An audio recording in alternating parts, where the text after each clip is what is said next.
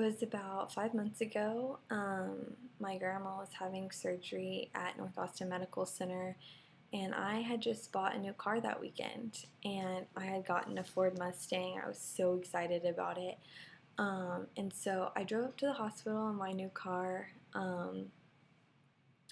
and waited there with my family while my grandma had surgery. My grandpa was so nervous. They'd been married for 50 years and still madly in love, and he just wanted everything to be all right. And she was going to have to stay 4 nights at the hospital. So my grandpa said, I'm going to stay with her, and I don't want to leave her. And so the first 2 nights went great.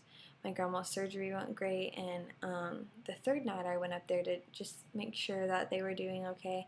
My grandpa started acting weird and a little bit confused, so I called my mom, and she came up to the hospital and was just trying to make sure that everything was okay, and she noticed that he was acting a little bit out of character too. So she had him checked into the hospital that night, and they ran some tests the next day and discovered that his blood pressure was really high, and he was experiencing some high anxiety, which they didn't really understand why.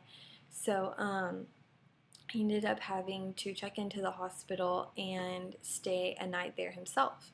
And so I decided to go and stay with him since him and my grandma couldn't stay together.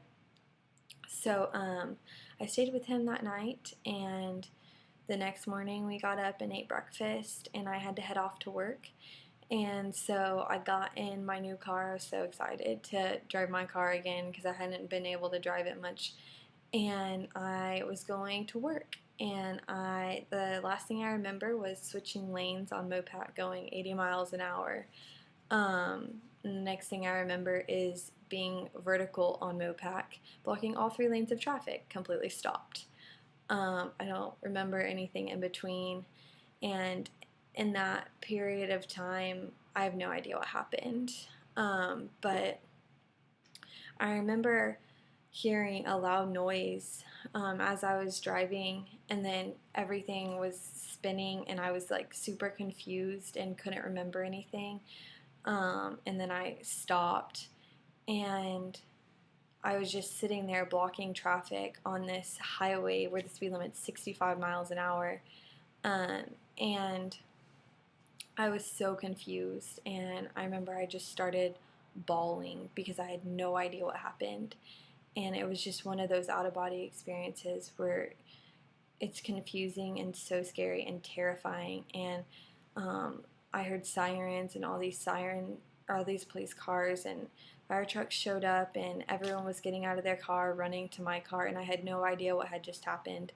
And so I got out of my car, and I realized that one of the tires was completely off my car, and I guess that it had split in half and completely fell off my car while I was driving down the highway. And in that experience, I was thinking, what if I wouldn't have gone to work today? What if I would have stayed longer at the hospital? What if this car next to me would have been too close and wouldn't have been able to stop when I went out of control? And all of these things came to mind.